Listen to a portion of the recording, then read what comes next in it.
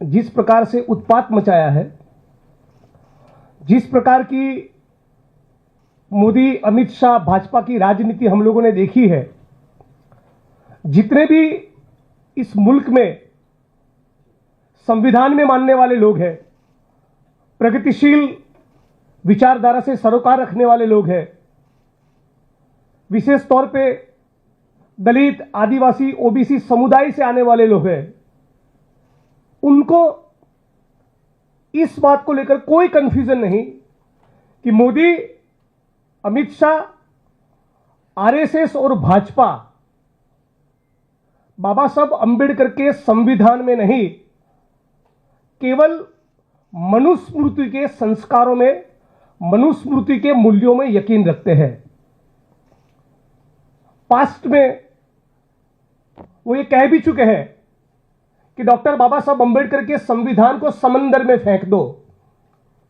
ये लिख भी चुके हैं कि हमें भारत का संविधान नहीं, मनुस्मृति चाहिए।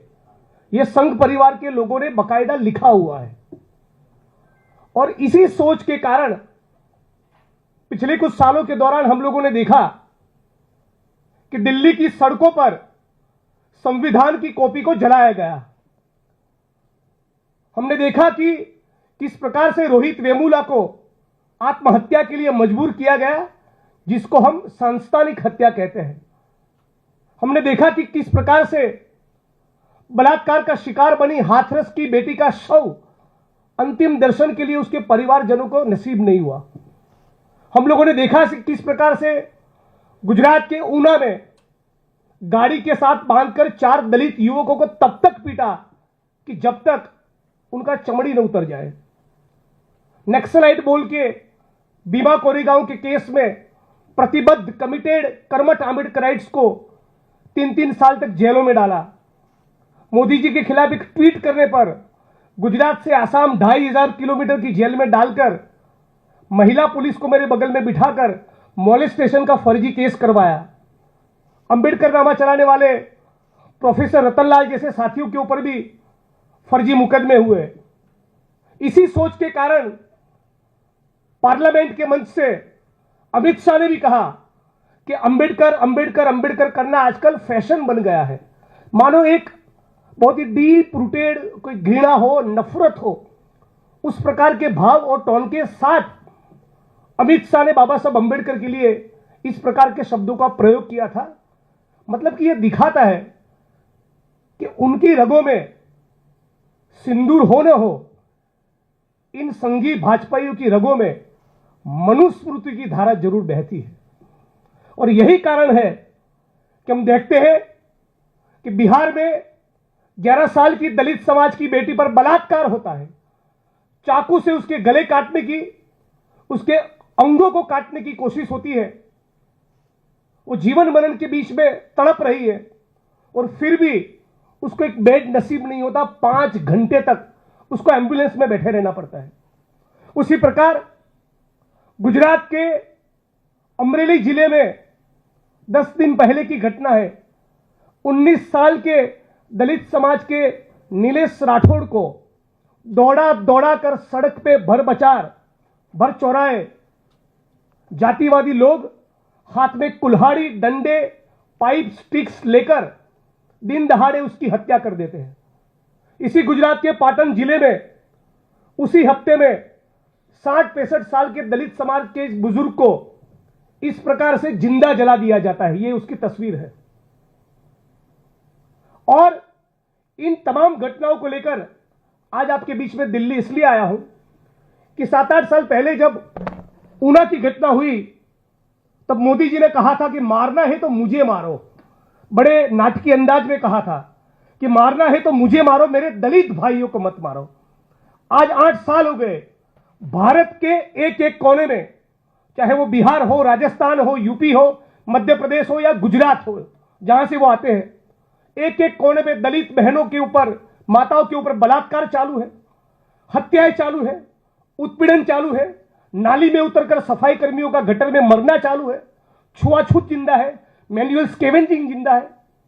तो मोदी जी से सवाल पूछना चाहते कि आपने तो कहा था कि मारना है तो मुझे मारो, मेरे दलित भाइयों पर मत मारो।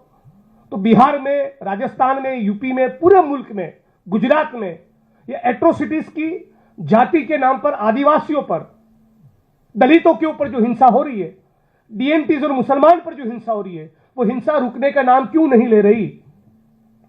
मैं देखा है, लंबे अरसे से सार्वजनिक जीवन में हूं। मोदी जी जब गुजरात के सीएम थे तब, उनके बाद आनंदीबेन पटेल गुजरात की सीएम बनी, विजय रूपाणी साहब गुजरात के सीएम बने, अभी भूपेंद्र पटेल गुजरात के सीएम है। एक भी गुजरात के मुख्यमंत्री को, गुजरात के गृह मंत्री को किसी भी उत्पीड़न के मामले में, जिनके घर किसी बेटी के ऊपर बलात्कार हुआ है, जिनके परिवार के किसी सदस्य का जाति के कारण जातिवादी हिंसा में मर्डर कर दिया, हत्या हो गई, ऐसे एक भी परिवार का विजिट पिछले 25 सालों में ऊना को छोड़कर गुजरात के एक भी होम मिनिस्टर ने, एक भी मुख्यमंत्री ने पिछले 25 साल में कभी नहीं किया। यहां तक कि वो संवेदना का ट्वीट करने को तैयार नहीं, न पीड़ित के आंसू पोंछने को तैयार है, न उनको वो आश्वस्त करना चाहते, गारंटी देना चाहते कि आपको न्याय मिलेगा। हद तो यह है कि इन सालों के दौरान, जब मैं जर्नलिज्म में था 2004-05, तब से लेकर अब तक 20 साल में किसी भी गुजरात के डीजी को, होम सेक्रेटरी को, सोशल जस्टिस वेलफेयर डिपार्टमेंट के सेक्रेटरी को, सोशल जस्टिस वेलफेयर डिपार्टमेंट के मंत्री को, चीफ सेक्रेटरी को, सीएम को, किसी भी नेता को, बड़े अफसरों को अत्याचार, एट्रोसिटीज का शिकार आदिवासी और दलितों के आंसू पोंछते हुए मैंने तो 20 साल में नहीं देखा। मतलब कि एक प्रकार से गुजरात में विशेष तौर पे भाजपा सरकार का ऐसा रवैया है कि you die we don't care, आप मरते रहो, आपके ऊपर बलात्कार होते रहे, आपके घर तोड़े जाए, आपकी जमीनों को एंक्रोच किया जाए, आप नाली में सड़कर मरते रहो, आपके खून होते रहे, आपको जिंदा जलाया जाए, हमारे पेट का पानी नहीं हिलता। इस प्रकार का गुजरात की भाजपा सरकार का एटीट्यूड है। रेट ऑफ कन्विक्शन, राष्ट्रीय स्तर के आंकड़े देखे, एट्रोसिटीज के मामले में रेट ऑफ कन्विक्शन 30 से 35% है, लेकिन गुजरात जिसको मॉडल स्टेट बनाया, मॉडल स्टेट बताया गया, उस मॉडल स्टेट में रेट ऑफ कन्विक्शन एट्रोसिटीज के मामले में केवल 3 से 5% है। यानी दलितों के ऊपर बलात्कार करने वाले, सेक्सुअली अब्यूज करने वाले दलित बहनों को, आदिवासी बहनों को, दलितों के साथ हिंसा करने वाले, मर्डर करने वाले 100 में से 95% लोग छूट जाते हैं, जेल की सलाखों के पीछे नहीं जाते, उनका बाल भी बांका नहीं होता। इतना लो रेट ऑफ कन्विक्शन होने के बावजूद गुजरात में जो एट्रोसिटीज एक्ट में लिखा है उसके मुताबिक ज्यादातर स्पेशली डेजिग्नेटेड कोर्ट ही नहीं है। ऊना से लेकर अब तक लगातार इस मुद्दे को उठा रहे, बार बार चिल्ला रहे, हाउस के फ्लोर पे बोलते हैं, न्यूज चैनल्स की डिबेट्स में बोलते हैं, सड़क पे, रैलियों में, धरनों में, आंदोलनों में ज्ञापन देने जाते हैं, हर मंच पर इस बात को उठाया है। फिर भी गुजरात की भाजपा सरकार मानो तय कर बैठी है कि दलितों को न्याय नहीं ही देना। और इसी कारण आज इन मुद्दों को उठाने के लिए आज मैं दिल्ली आपके बीच में आया हूं। मैं चाहता हूं कि माननीय प्रधानमंत्री इंटरवीन करे, वो गुजरात की सरकार को सवाल पूछे। हद तो यह है कि दलितों को प्रोटेक्ट करना, उनको आश्वस्त करना कि आपको न्याय मिलेगा, उसके बजाय कुछ साल पहले गुजरात के सुरेंद्रनगर जिले के थानगढ़ तहसील में 24, 21 और 19 साल के दलित लड़कों को जो एट्रोसिटी की कंप्लेंट दर्ज करवाने जा रहे, मानो कि वो टेररिस्ट हो, उस प्रकार से उनकी छाती पर AK-47 राइफल से गोलियां दागी। 19 साल के दलित लड़के के ऊपर केवल उसका उतना ही कसूर था कि वो उस टीम का, उस टोले का, उस रैली का वो हिस्सा था जो मुकदमा दर्ज करने के लिए पुलिस थाने जा रहे थे। 19 साल के लड़के को, 21 साल के लड़के को, 24 साल के लड़के को। एट्रोसिटीज एक्ट का पर्पस क्या है? It is prevention of atrocities on schedule caste schedule tribe act, यानी कि घटना बनने के बाद हरकत में नहीं आना। दलितों के ऊपर, आदिवासियों के ऊपर स्वतंत्र भारत में जहां पर संविधान लागू हो, उस मुल्क में कोई भी व्यक्ति हिंसा करने की, डिस्क्रिमिनेशन करने की हिम्मत ना करे, इसको सुनिश्चित करने के लिए कानून है। लेकिन कम से कम 6 ऐसी वारदातें तो मुझे पता है जिसमें शेड्यूल ट्राइब, शेड्यूल कास्ट के लोगों ने तहसीलदार को, एसडीएम को, कलेक्टर को, एसपी को, लोकल पुलिस स्टेशन को लिखित में दिया था कि प्लीज हमको पुलिस प्रोटेक्शन दीजिए वरना हमारा मर्डर होगा। और फिर भी 6 घटनाओं में उनके मर्डर हो गए। राजकोट जिले के कोटड़ा सांगाणी तहसील के माणिकवाड़ा गांव में सुंदरवा भाई नाम के एक आरटीआई एक्टिविस्ट ने वीडियो बनाकर कहा, वो वीडियो स्टेट आईबी के लोगों को, सेंट्रल आईबी के लोगों को, लोकल क्राइम ब्रांच के लोगों को, tehsildar, SDM, collector, deputy SP, local police station, Dalit Bahujan groups में सब जगह पे मरने से पहले उन्होंने खुद वायरल किया, बताया कि इन लोगों से मेरी जान को खतरा है। फिर भी उस सुंदरवा भाई को, जो आरटीआई एक्टिविस्ट थे, उनको जिनकी जान से खतरा था, उनके खिलाफ न कोई प्रिवेंटिव एक्शन लिया, न उनको पुलिस प्रोटेक्शन दिया। नतीजा उनका मर्डर हो गया। 1 साल तक उनका बेटा कहता रहा कि जिस प्रकार से मेरे पिता की हत्या कर दी गई, प्लीज मुझे पुलिस प्रोटेक्शन दीजिए। उसको पुलिस प्रोटेक्शन मिला। मैं लगातार उसके संपर्क में था, कलेक्टर, एसपी से बात करता रहता था।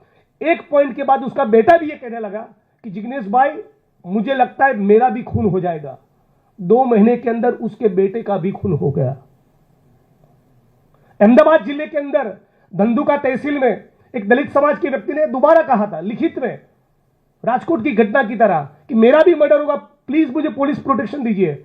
उसको भी पुलिस प्रोटेक्शन नहीं मिला, उनका भी खून हो गया। उनकी बहन कांग्रेस की कार्यकर्ता थी, प्रवीणा बहन, वो गुजरात हाईकोर्ट में स्पेशल क्रिमिनल एप्लीकेशन दर्ज करवाती है, सीबीआई और सीआईडी क्राइम से जांच मांगती है। वो एक दिन जब हाईकोर्ट से धंधुका अपने गांव वापस जाती है तो किसी गाड़ी ने टक्कर मारकर उनकी हत्या कर दी। 2-4 महीने पहले की, कुछ चंद महीनों पहले की बात है, सुरेंद्रनगर जिले के चूड़ा तहसील के समडियाड़ा गांव में विदेश में बसने वाले 2 दलित भाई अपने गांव वापस लौटते हैं। अपने खेत खलियान की परिस्थिति देखने जाते हैं तो वहां उनको धमकी मिलती है, जाति सूचक गालियां देते हैं। फिर वो भी लिखित में देते हैं, तहसीलदार को, एसडीएम को, एसपी को, कलेक्टर को बार बार लिखते हैं, फोन कॉल्स करते हैं कि इस तारीख को इतने बजे हमारी जमीन हम कल्टीवेट करने जाएंगे, ये लोग धमकी दे रहे हैं, प्लीज हमको पुलिस प्रोटेक्शन दीजिए, सामने वालों के खिलाफ कुछ एक्शन करिए। न सामने वालों के खिलाफ कोई एक्शन लिया, न इनको पुलिस प्रोटेक्शन दिया। दोनों दलित समाज के दोनों भाइयों का उसी जमीन पर मर्डर हो गया। ऐसी 6 घटनाएं तो मैं खुद उसका मैं साक्षी रहा हूं।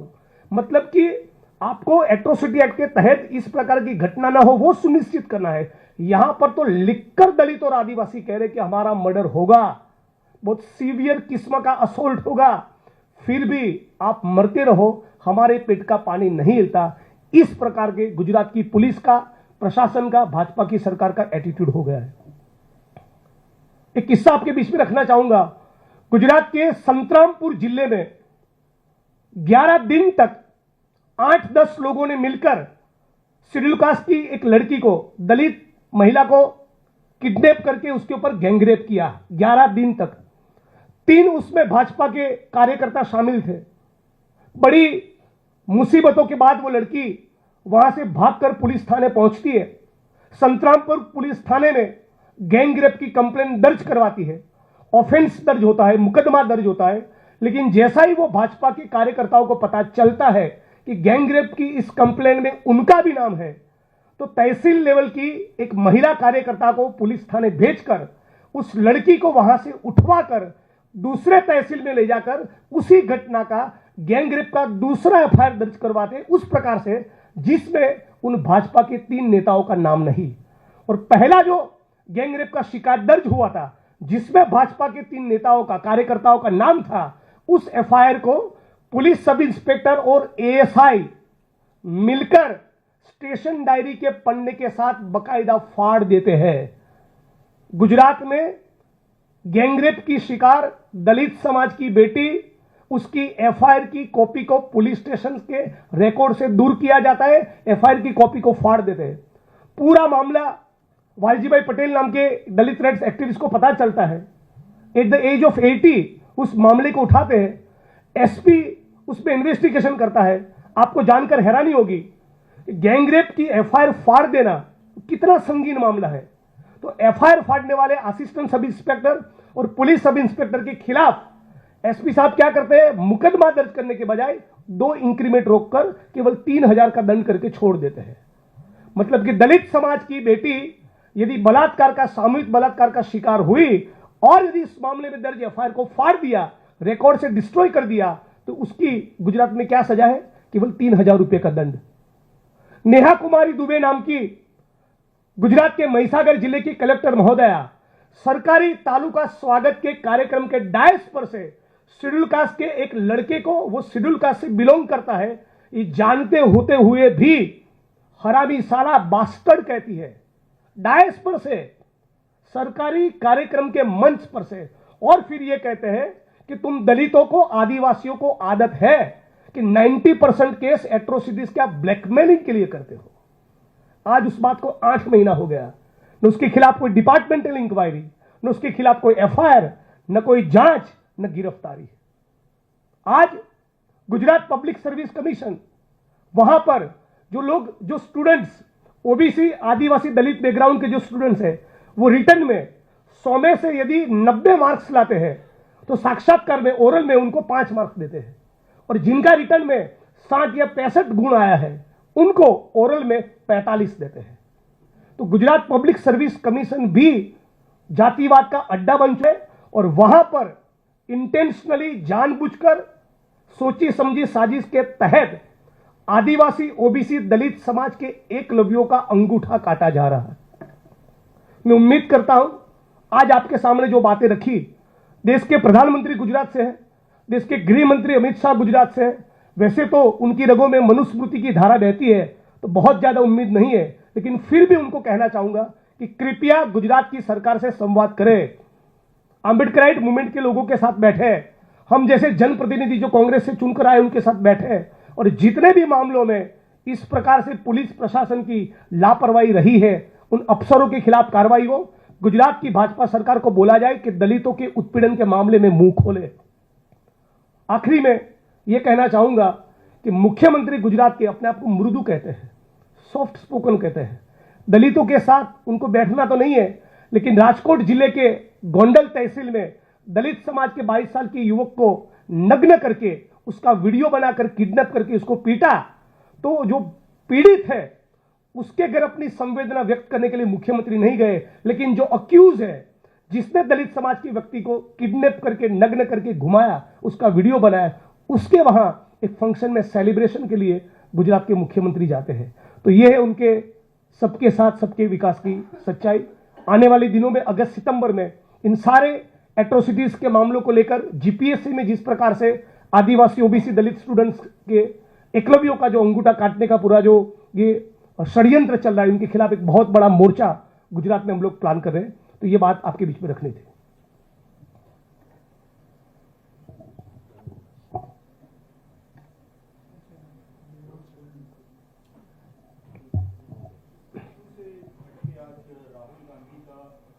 इस इश्यू पर ही मैं अपने आप को रखूंगा। और एक इश्यू आपने अच्छा याद करवाया, राहुल जी और सुप्रिया जी, हमारी प्रवक्ता, पिछले हफ्तों में उन्होंने जो ट्वीट्स किए, उसी कंटेंट को अपने फेसबुक के पेज पर डालने पर, उसी कंटेंट को कांग्रेस के, गुजरात प्रदेश कांग्रेस समिति के राजेश सोनी नाम के एक साथी को साबरमती सेंट्रल जेल भेज दिया है। तो जो लोग अमेरिका के सामने घुटने टेकते हैं, वो कांग्रेस के कार्यकर्ताओं के खिलाफ बहुत ताकत दिखाने की कोशिश करते हैं। ये मेरे साथ भी हुआ था। एक ट्वीट किया मैंने मोदी जी को लेकर, और जैसा कि आप जानते हैं 2500 किलोमीटर दूर आसाम की जेल पे भेज दिया।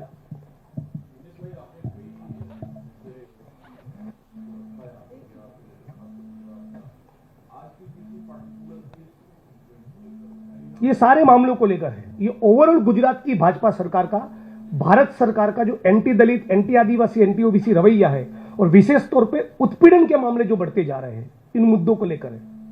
कभी तो मोदी जी को स्टैंड लेना चाहिए, कभी तो प्रधानमंत्री को इंटरवीन करना चाहिए, कभी तो गुजरात के मुख्यमंत्री बोले, कभी तो गुजरात के गृह मंत्री बोले। क्यों छुआछूत खत्म नहीं हो रही है? क्यों माथे सर पे मैला ढोने की प्रथा खत्म नहीं हो रही? क्यों एट्रोसिटीज के मामले में, एक भी मामले में, मोस्ट ऑफ द केसेस में न्याय ही नहीं मिल रहा है? जब शेड्यूल कास्ट के लोग लिखकर कह रहे कि हमारा मर्डर होगा, तब तो प्रोटेक्शन दो। एक कांस्टेबल आपको भेजना है, जो धमकी दे रहा है उसके खिलाफ प्रिवेंटिव एक्शन लेना है, उसको 2-4 घंटे पुलिस थाने बिठाना है। इतना करने से किसी की जान बच जाती। 6 लोगों की हत्या हो गई है। हजारों एकड़ दलितों की जमीन गुंडों के कब्जों में है। कभी दोबारा उसके ऊपर मैं गहराई से बात करना चाहूंगा।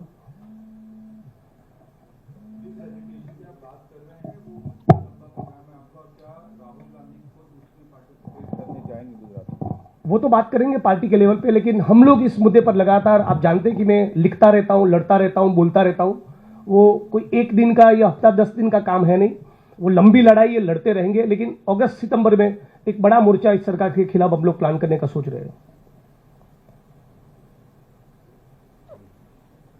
एटलीस्ट जिन केसेस में लिखकर बोला था दलितों ने कि हमारी हत्या होगी और फिर भी प्रोटेक्शन नहीं मिला, तो उसके लिए जो अफसर रिस्पॉन्सिबल है उनके खिलाफ भी कुछ कार्रवाई होनी चाहिए, वो भी कुछ नहीं हो रहा है। कलेक्टर वगैरह डायस पर से दलितों को गाली दे रहे हैं, सरकारी कार्यक्रम के मंच पर से, उसका सरकार कोग्निजेंस नहीं ले रही है। बहुत सीरियस केस है। गुजरात को मॉडल बनाने की बात चल रही थी, राहुल गांधी वहां गए थे, अधिवेशन हुआ था, जिला अध्यक्षों को एम्पावर करने की बात कही गई थी। उसका ये कहा गया था कि पिछले महीने तक तय हो जाएगा कि क्या लिस्ट होगी क्या नहीं, उसमें देरी हो रही है, उसकी वजह आपको क्या लगती है? अच्छे चयन में कभी कभी देरी होती है, प्रोसेस चल रहा है, बहुत संजीदा तरीके से चल रहा है, अच्छा नतीजा आएगा।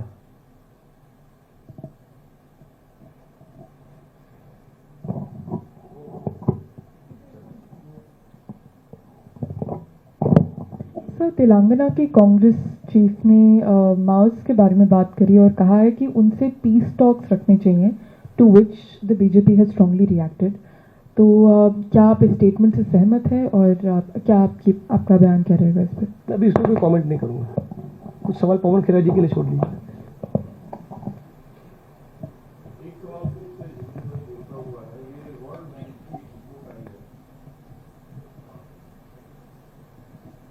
एक रिपोर्ट आई है वर्ल्ड बैंक की, उसमें ये कहा गया है कि पिछले 11 साल में जो गरीब लोग थे वो ज़्यादा समृद्ध हुए हैं और जो प्रतिशत तकरीबन 22-23% था वो घट के महज 5% रह गया। आपको लगता है कि भारत में गरीब? मैं इस रिपोर्ट से कन्विंस नहीं हूँ।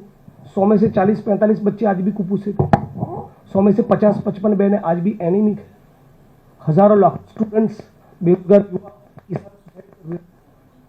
समृद्धि हुई, करोड़ों लोग राशन पर, सरकारी राशन पर निर्भर है। एक किसान की, केवल किसानी की आज आय 27 रुपये है की। किसान परिवार की इनकम 10,200 रुपये है। एक सवाल और, राहुल गांधी ने आज जो एडिटोरियल चुनावों को रिग करने का दावा करते हुए और फिर ट्वीट भी किया, उन्होंने कहा कि महाराष्ट्र में चुनावों को रिग किया गया और बिहार अगला टारगेट हो सकता है। तो क्या आपको लग रहा है कि बिहार चुनाव में पहला चुनाव 19,000 वोट से जीता, उसी दिन मैंने मीडिया इंटरेक्शंस में कहा था कि फासिस्टों का ये इतिहास रहा है, ये चरित्र रहा है, सारी लोकतांत्रिक प्रक्रियाओं के साथ छेड़छाड़ करे, तो चुनाव की जो प्रक्रिया है उसमें भी कर सकते हैं। और इसीलिए तब भी मेरा स्टैंड था कि यदि मुझे बैलेट और ईवीएम में चूज करना है, मेरी व्यक्तिगत राय थी, तो मैं तो बैलेट पसंद करूंगा। ईवीएम के खिलाफ बहुत स्केल पे खड़गे साहब ने भी पिछले दिनों अपने अप्रीहेंशंस दिखाए थे। और गुजरात में मैंने चुनाव में देखा है, कांग्रेस के जो विधायक चुनाव लड़ते तो उनके खिलाफ पूरी ED, CBI, income tax, police के अफसर, रेवेन्यू ऑफिसर्स, रियल एस्टेट के माफिया, फर्जीवाड़ा करना, गलत लोगों की वोटिंग लिस्ट में एंट्री करना, कुछ वोटर्स डिलीट करना, ये सब पूरे कर्नाटका में भी हुआ है, राजस्थान में भी हुआ है, महाराष्ट्र में भी हुआ है। जिग्नेश जी, आप लोग लगातार चुनाव आयोग पे सवाल खड़े करते हैं। आप लोग कहते हैं कि कहीं ना कहीं मैनिपुलेशन होता है ईवीएम को लेकर। आप लोगों ने महाराष्ट्र को लेकर भी ये कहा, इससे पहले भी आप लोग कई बार कह चुके हैं। क्या विधानसभा चुनाव जो आगे होंगे, कांग्रेस पार्टी तय क्यों नहीं करती कि हम अगर ईवीएम चुनाव होंगे तो कांग्रेस पार्टी चुनाव नहीं लड़ेगी? आप लोगों की डबल स्टैंडर्ड क्यों है कि आप चुनाव लड़ते भी है फिर आप आरोप भी लगाते हैं? डबल स्टैंडर्ड की बात नहीं, देखिए, किसी सिस्टम को सुधारने की बात है, सिस्टम को पूर्ण रूप से खारिज करने की बात नहीं है, ठीक है। और हम लोग जो कह रहे हैं, राहुल जी ने जो एडिटर लिखा है उसको सब्सटेंशिएट करने वाला डेटा है, उनके पास एविडेंस है।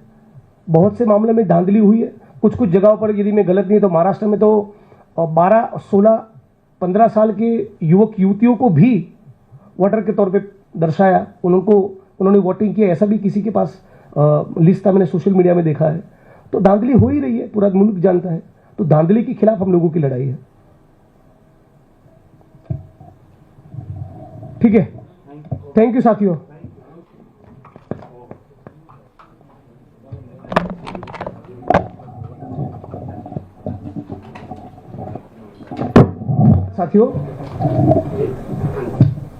पिछले 10 सालों से कमजोर लोगों के ऊपर आरएसएस के लोगों ने जिस प्रकार से उत्पात मचाया है, जिस प्रकार की मोदी अमित शाह भाजपा की राजनीति हम लोगों ने देखी है, जितने भी इस मुल्क में संविधान में मानने वाले लोग हैं, प्रगतिशील विचारधारा से सरोकार रखने वाले लोग हैं, विशेष तौर पे दलित, आदिवासी, ओबीसी समुदाय से आने वाले लोग हैं, उनको इस बात को लेकर कोई कंफ्यूजन नहीं कि मोदी, अमित शाह, आरएसएस और भाजपा बाबा साहब अंबेडकर के संविधान में नहीं, केवल मनुस्मृति के संस्कारों में, मनुस्मृति के मूल्यों में यकीन रखते हैं। पास्ट में वो ये कह भी चुके हैं कि डॉक्टर बाबा साहब अंबेडकर के संविधान को समंदर में फेंक दो। ये लिख भी चुके हैं कि हमें भारत का संविधान नहीं, मनुस्मृति चाहिए। यह संघ परिवार के लोगों ने बकायदा लिखा हुआ है। और इसी सोच के कारण पिछले कुछ सालों के दौरान हम लोगों ने देखा कि दिल्ली की सड़कों पर संविधान की कॉपी को जलाया गया। हमने देखा कि किस प्रकार से रोहित वेमुला को आत्महत्या के लिए मजबूर किया गया, जिसको हम सांस्थानिक हत्या कहते हैं। हमने देखा कि किस प्रकार से बलात्कार का शिकार बनी हाथरस की बेटी का शव अंतिम दर्शन के लिए उसके परिवारजनों को नसीब नहीं हुआ। हम लोगों ने देखा कि किस प्रकार से गुजरात के ऊना में गाड़ी के साथ बांधकर 4 दलित युवकों को तब तक पीटा कि जब तक उनका चमड़ी न उतर जाए। नक्सलाइट बोल के भीमा कोरेगांव के केस में प्रतिबद्ध, कमिटेड, कर्मठ आंबेडकराइट्स को 3-3 साल तक जेलों में डाला। मोदी जी के खिलाफ एक ट्वीट करने पर गुजरात से आसाम 2500 किलोमीटर की जेल में डालकर महिला पुलिस को मेरे बगल में बिठाकर मॉलेस्टेशन का फर्जी केस करवाया। अंबेडकर नामा चलाने वाले प्रोफेसर रतनलाल जैसे साथियों के ऊपर भी फर्जी मुकदमे हुए। इसी सोच के कारण पार्लियामेंट के मंच से अमित शाह ने भी कहा कि अंबेडकर अंबेडकर अंबेडकर करना आजकल फैशन बन गया है। मानो एक बहुत ही डीप रूटेड कोई घृणा हो, नफरत हो, उस प्रकार के भाव और टोन के साथ अमित शाह ने बाबा साहब अंबेडकर के लिए इस प्रकार के शब्दों का प्रयोग किया था। मतलब कि यह दिखाता है कि उनकी रगों में सिंदूर हो न हो, इन संघी भाजपाइयों की रगों में मनुस्मृति की धारा जरूर बहती है। और यही कारण है कि हम देखते हैं कि बिहार में 11 साल की दलित समाज की बेटी पर बलात्कार होता है। चाकू से उसके गले काटने की, उसके अंगों को काटने की कोशिश होती है। वो जीवन मरण के बीच में तड़प रही है और फिर भी उसको एक बेड नसीब नहीं होता। 5 घंटे तक उसको एम्बुलेंस में बैठे रहना पड़ता है। उसी प्रकार गुजरात के अमरेली जिले में 10 दिन पहले की घटना है। 19 साल के दलित समाज के नीलेश राठौड़ को दौड़ा कर सड़क पे भर चौराहे जातिवादी लोग हाथ में कुल्हाड़ी, डंडे, पाइप, स्टिक्स लेकर दिन दहाड़े उसकी हत्या कर देते हैं। इसी गुजरात के पाटन जिले में उसी हफ्ते में 60-65 साल के दलित समाज के इस बुजुर्ग को इस प्रकार से जिंदा जला दिया जाता है। ये उसकी तस्वीर है। और इन तमाम घटनाओं को लेकर आज आपके बीच में दिल्ली इसलिए आया हूं कि 7-8 साल पहले जब ऊना की घटना हुई, तब मोदी जी ने कहा था कि मारना है तो मुझे मारो। बड़े नाटकीय अंदाज में कहा था कि मारना है तो मुझे मारो, मेरे दलित भाइयों को मत मारो। आज 8 साल हो गए, भारत के एक एक कोने में, चाहे वो बिहार हो, राजस्थान हो, यूपी हो, मध्य प्रदेश हो या गुजरात हो, जहां से वो आते हैं, एक एक कोने में दलित बहनों के ऊपर, माताओं के ऊपर बलात्कार चालू है, हत्याएं चालू है, उत्पीड़न चालू है, नाली में उतरकर सफाई कर्मियों का गटर में मरना चालू है, छुआछूत जिंदा है, मैनुअल स्केवेंजिंग जिंदा है। तो मोदी जी से सवाल पूछना चाहते कि आपने तो कहा था कि मारना है तो मुझे मारो, मेरे दलित भाइयों पर मत मारो। तो बिहार में, राजस्थान में, यूपी में, पूरे मुल्क में, गुजरात में ये एट्रोसिटीज की जाति के नाम पर, आदिवासियों पर, दलितों के ऊपर जो हिंसा हो रही है, डीएनटीज और मुसलमान पर जो हिंसा हो रही है, वो हिंसा रुकने का नाम क्यों नहीं ले रही? मैं देखा है, लंबे अरसे से सार्वजनिक जीवन में हूं। मोदी जी जब गुजरात के सीएम थे तब, उनके बाद आनंदीबेन पटेल गुजरात की सीएम बनी, विजय रूपाणी साहब गुजरात के सीएम बने, अभी भूपेंद्र पटेल गुजरात के सीएम है। एक भी गुजरात के मुख्यमंत्री को, गुजरात के गृह मंत्री को किसी भी उत्पीड़न के मामले में, जिनके घर किसी बेटी के ऊपर बलात्कार हुआ है, जिनके परिवार के किसी सदस्य का जाति के कारण जातिवादी हिंसा में मर्डर कर गया, हत्या हो गई, ऐसे एक भी परिवार का विजिट पिछले 25 सालों में ऊना को छोड़कर गुजरात के एक भी होम मिनिस्टर ने, एक भी मुख्यमंत्री ने पिछले 25 साल में कभी नहीं किया। यहां तक कि वो संवेदना का ट्वीट करने को तैयार नहीं, न पीड़ित के आंसू पोंछने को तैयार है, न उनको वो आश्वस्त करना चाहते, गारंटी देना चाहते कि आपको न्याय मिलेगा। हद तो यह है कि इन सालों के दौरान, जब मैं जर्नलिज्म में था 2004-5, तब से लेकर अब तक 20 साल में किसी भी गुजरात के डीजी को, होम सेक्रेटरी को, सोशल जस्टिस वेलफेयर डिपार्टमेंट के सेक्रेटरी को, सोशल जस्टिस वेलफेयर डिपार्टमेंट के मंत्री को, चीफ सेक्रेटरी को, सीएम को, किसी भी नेता को, बड़े अफसरों को प्रकार से गुजरात में विशेष तौर पे भाजपा सरकार का ऐसा रवैया है कि you die we don't care, आप मरते रहो, आपके ऊपर बलात्कार होते रहे, आपके घर तोड़े जाए, आपकी जमीनों को एंक्रोच किया जाए, आप नाली में सड़कर मरते रहो, आपके खून होते रहे, आपको जिंदा जलाया जाए, हमारे पेट का पानी नहीं हिलता। इस प्रकार का गुजरात की भाजपा सरकार का एटीट्यूड है। रेट ऑफ कन्विक्शन, राष्ट्रीय स्तर के आंकड़े देखे, एट्रोसिटीज के मामले में रेट ऑफ कन्विक्शन 30 से 35% है, लेकिन गुजरात, जिसको मॉडल स्टेट बनाया, मॉडल स्टेट बताया गया, उस मॉडल स्टेट में रेट ऑफ कन्विक्शन एट्रोसिटीज के मामले में केवल 3 से 5% है।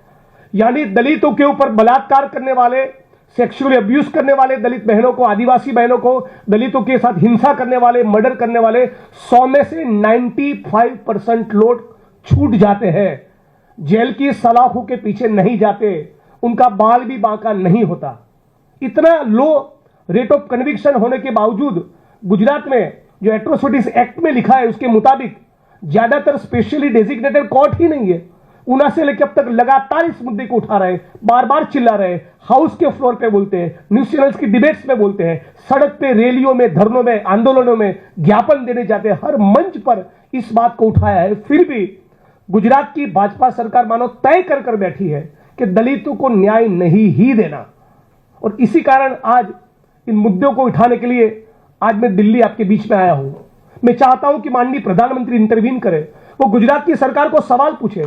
हद तो यह है कि दलितों को प्रोटेक्ट करना, उनको आश्वस्त करना कि आपको न्याय मिलेगा, उसके बजाय कुछ साल पहले गुजरात के सुरेंद्रनगर जिले के थानगढ़ तहसील में 24, 21 और 19 साल के दलित लड़कों को जो एट्रोसिटी की कंप्लेंट दर्ज करवाने जा रहे हैं, मानो कि वो टेररिस्ट हो, उस प्रकार से उनकी छाती पर AK-47 राइफल से गोलियां दागी। 19 साल के दलित लड़के के ऊपर केवल उसका उतना ही कसूर था कि वो उस टीम का, उस टोले का, उस रैली का वो हिस्सा था जो मुकदमा दर्ज करने के लिए पुलिस थाने जा रहे थे। 19 साल के लड़के को, 21 साल के लड़के को, 24 साल के लड़के को। एट्रोसिटीज एक्ट का पर्पस क्या है? It is prevention of atrocities on schedule caste schedule tribe act, यानी कि घटना बनने के बाद हरकत में नहीं आना। दलितों के ऊपर, आदिवासियों के ऊपर स्वतंत्र भारत में जहां पर संविधान लागू हो, उस मुल्क में कोई भी व्यक्ति हिंसा करने की, डिस्क्रिमिनेशन करने की हिम्मत ना करे, इसको सुनिश्चित करने के लिए कानून है। लेकिन कम से कम 6 ऐसी वारदातें तो मुझे पता है जिसमें शेड्यूल ट्राइब, शेड्यूल कास्ट के लोगों ने तहसीलदार को, एसडीएम को, कलेक्टर को, एसपी को, लोकल पुलिस स्टेशन को लिखित में दिया था कि प्लीज हमको पुलिस प्रोटेक्शन दीजिए वरना हमारा मर्डर होगा। और फिर भी 6 घटनाओं में उनके मर्डर हो गए। राजकोट जिले के कोटड़ा सांगारी तहसील के माणिकवाड़ा गांव में सुंदरवा भाई नाम के एक आरटीआई एक्टिविस्ट ने वीडियो बनाकर कहा, वो वीडियो स्टेट आईबी के लोगों को, सेंट्रल आईबी के लोगों को, लोकल क्राइम ब्रांच के लोगों को, tehsildar, SDM, collector, deputy SP, local police station, Dalit Bahujan groups में सब जगह पे मरने से पहले उन्होंने खुद वायरल किया, बताया कि इन लोगों से मेरी जान को खतरा है। फिर भी उस सुंदरवा भाई को, जो आरटीआई एक्टिविस्ट थे, उनको जिनकी जान से खतरा था, उनके खिलाफ न कोई प्रिवेंटिव एक्शन लिया, न उनको पुलिस प्रोटेक्शन दिया। नतीजा उनका मर्डर हो गया। 1 साल तक उनका बेटा कहता रहा कि जिस प्रकार से मेरे पिता की हत्या कर दी गई, प्लीज मुझे पुलिस प्रोटेक्शन दीजिए। उसको पुलिस प्रोटेक्शन मिला। मैं लगातार उसके संपर्क में था, कलेक्टर, एसपी से बात करता रहता था। एक पॉइंट के बाद उसका बेटा भी ये कहने लगा कि जिग्नेश भाई, मुझे लगता है मेरा भी खून हो जाएगा। 2 महीने के अंदर उसके बेटे का भी खून हो गया। अहमदाबाद जिले के अंदर धंधुका तहसील में एक दलित समाज के व्यक्ति ने दोबारा कहा था लिखित में, राजकोट की घटना की तरह, कि मेरा भी मर्डर होगा, प्लीज मुझे पुलिस प्रोटेक्शन दीजिए। उसको भी पुलिस प्रोटेक्शन नहीं मिला, उनका भी खून हो गया। उनकी बहन कांग्रेस की कार्यकर्ता थी, प्रवीणा बहन, वो गुजरात हाईकोर्ट में स्पेशल क्रिमिनल एप्लीकेशन दर्ज करवाती है, सीबीआई और सीआईडी क्राइम से जांच मांगती है। वो एक दिन जब हाईकोर्ट से धंधुका अपने गांव वापस जाती है तो किसी गाड़ी ने टक्कर मारकर उनकी हत्या कर दी। 2-4 महीने पहले की, कुछ चंद महीनों पहले की बात है, सुरेंद्रनगर जिले के चुड़ा तहसील के समडियाड़ा गांव में विदेश में बसने वाले 2 दलित भाई अपने गांव वापस लौटते हैं। अपने खेत खलियान की परिस्थिति देखने जाते हैं तो वहां उनको धमकी मिलती है, जाति सूचक गालियां देते हैं। फिर वो भी लिखित में देते हैं, तहसीलदार को, एसडीएम को, एसपी को, कलेक्टर को बार बार लिखते हैं, फोन कॉल्स करते हैं कि इस तारीख को इतने बजे हमारी जमीन हम कल्टीवेट करने जाएंगे, ये लोग धमकी दे रहे हैं, प्लीज हमको पुलिस प्रोटेक्शन दीजिए, सामने वालों के खिलाफ कुछ एक्शन करिए। न सामने वालों के खिलाफ कोई एक्शन लिया, न इनको पुलिस प्रोटेक्शन दिया। दोनों दलित समाज के दोनों भाइयों का उसी जमीन पर मर्डर हो गया। ऐसी 6 घटनाएं तो मैं खुद उसका मैं साक्षी रहा हूं। मतलब कि आपको एट्रोसिटी एक्ट के तहत इस प्रकार की घटना ना हो, वो सुनिश्चित करना है। यहां पर तो लिखकर दलित और आदिवासी कह रहे कि हमारा मर्डर होगा, बहुत सीवियर किस्म का असोल्ट होगा, फिर भी आप मरते रहो, हमारे पेट का पानी नहीं हिलता। इस प्रकार के गुजरात की पुलिस का, प्रशासन का, भाजपा की सरकार का एटीट्यूड हो गया है। एक किस्सा आपके बीच में रखना चाहूंगा। गुजरात के संतरामपुर जिले में 11 दिन तक 8-10 लोगों ने मिलकर शेड्यूल कास्ट की एक लड़की को, दलित महिला को किडनैप करके उसके ऊपर गैंगरेप किया। 11 दिन तक 3 उसमें भाजपा के कार्यकर्ता शामिल थे। बड़ी मुसीबतों के बाद वो लड़की वहां से भागकर पुलिस थाने पहुंचती है। संतरामपुर पुलिस थाने में गैंगरेप की कंप्लेंट दर्ज करवाती है। ऑफेंस दर्ज होता है, मुकदमा दर्ज होता है। लेकिन जैसा ही वो भाजपा के कार्यकर्ताओं को पता चलता है कि गैंगरेप की इस कंप्लेंट में उनका भी नाम है, तो तहसील लेवल की एक महिला कार्यकर्ता को पुलिस थाने भेजकर उस लड़की को वहां से उठवाकर दूसरे तहसील में ले जाकर उसी घटना का, गैंगरेप का दूसरा एफआईआर दर्ज करवाते, उस प्रकार से जिसमें उन भाजपा के 3 नेताओं का नाम नहीं।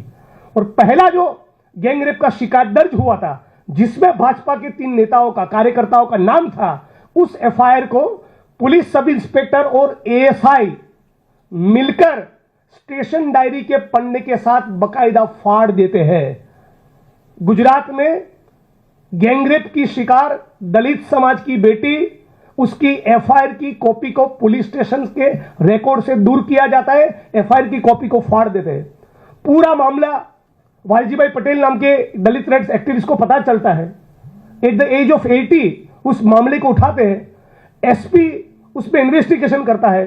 आपको जानकर हैरानी होगी, गैंगरेप की एफआईआर फाड़ देना कितना संगीन मामला है। तो एफआईआर फाड़ने वाले असिस्टेंट सब इंस्पेक्टर और पुलिस सब इंस्पेक्टर के खिलाफ एसपी साहब क्या करते हैं, मुकदमा दर्ज करने के बजाय 2 इंक्रीमेंट रोककर केवल 3000 का दंड करके छोड़ देते हैं। मतलब कि दलित समाज की बेटी यदि बलात्कार का, सामूहिक बलात्कार का शिकार हुई और यदि इस मामले में दर्ज एफआईआर को फाड़ दिया, रिकॉर्ड से डिस्ट्रॉय कर दिया, तो उसकी गुजरात में क्या सजा है, केवल 3000 रुपए का दंड।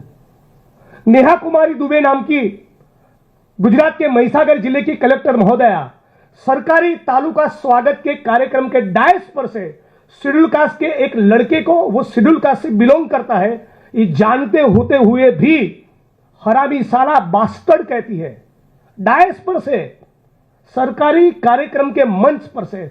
और फिर ये कहते हैं कि तुम दलितों को, आदिवासियों को आदत है कि 90% केस एट्रोसिटीज क्या ब्लैकमेलिंग के लिए करते हो।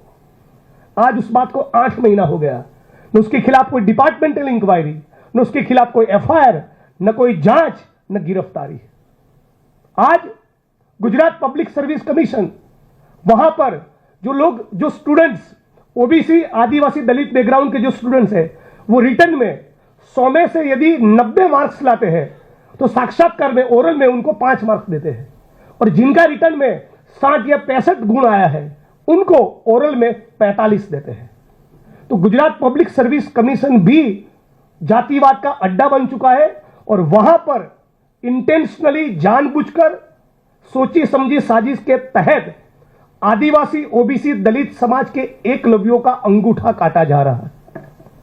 मैं उम्मीद करता हूं आज आपके सामने जो बातें रखी, देश के प्रधानमंत्री गुजरात से हैं, देश के गृह मंत्री अमित शाह गुजरात से हैं। वैसे तो उनकी रगों में मनुस्मृति की धारा बहती है, तो बहुत ज्यादा उम्मीद नहीं है, लेकिन फिर भी उनको कहना चाहूंगा कि कृपया गुजरात की सरकार से संवाद करें, आंबेडकराइट मूवमेंट के लोगों के साथ बैठे, हम जैसे जनप्रतिनिधि जो कांग्रेस से चुनकर आए उनके साथ बैठे, और जितने भी मामलों में इस प्रकार से पुलिस प्रशासन की लापरवाही रही है, उन अफसरों के खिलाफ कार्रवाई हो।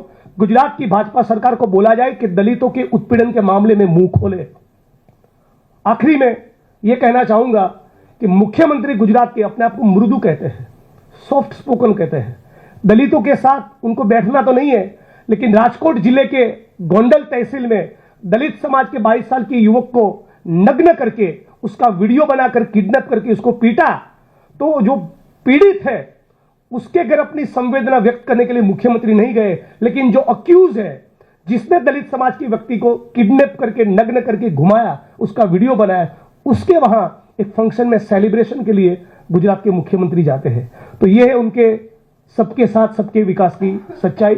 आने वाले दिनों में, अगस्त सितंबर में, इन सारे एट्रोसिटीज के मामलों को लेकर जीपीएससी में जिस प्रकार से आदिवासी, ओबीसी, दलित स्टूडेंट्स के एकलव्यों का जो अंगूठा काटने का पूरा जो ये षड्यंत्र चल रहा है, उनके खिलाफ एक बहुत बड़ा मोर्चा गुजरात में हम लोग प्लान कर रहे हैं। तो ये बात आपके बीच में रखने की।